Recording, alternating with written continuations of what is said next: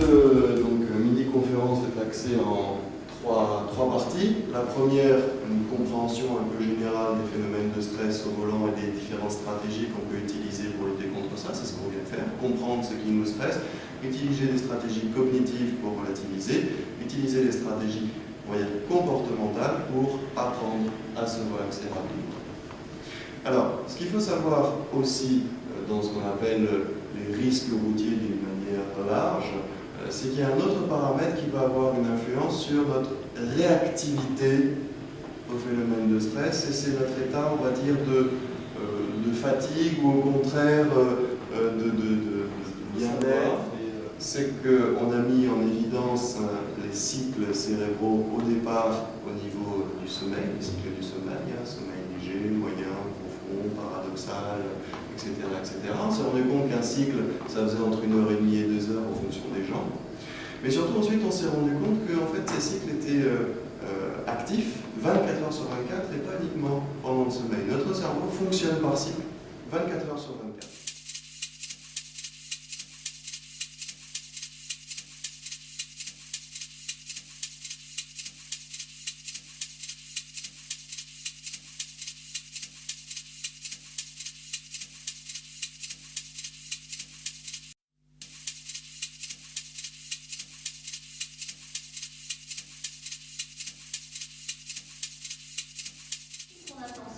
Donc cette chronoalimentation, elle a pour but de favoriser la sécrétion de la sérotonine, qui est le neuromédiateur calmant.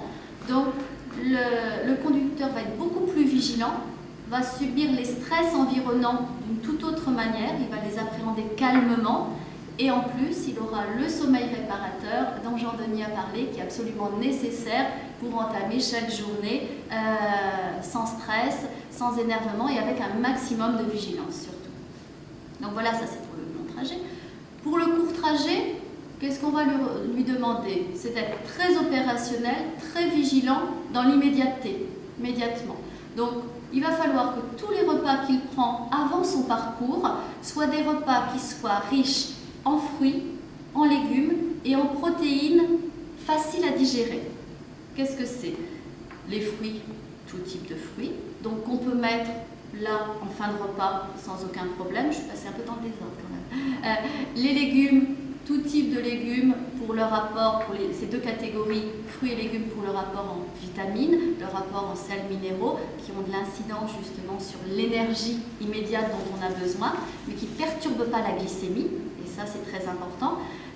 Et des protéines faciles à digérer, ce sera plutôt des poissons, des viandes blanches.